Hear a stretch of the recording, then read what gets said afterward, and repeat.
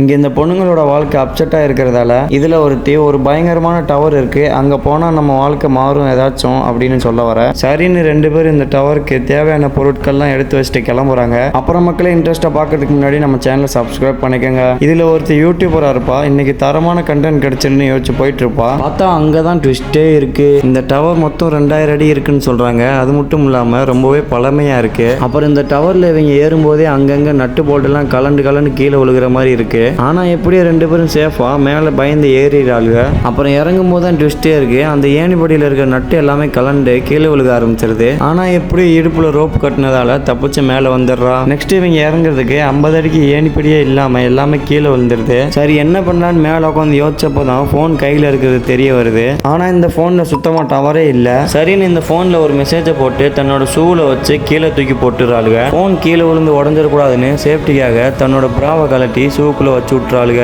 ஆனாலும் அந்த ஃபோன் 2000 அடி உயரத்துலேருந்து கீழே விழுந்ததால உடஞ்சி போயிடுது.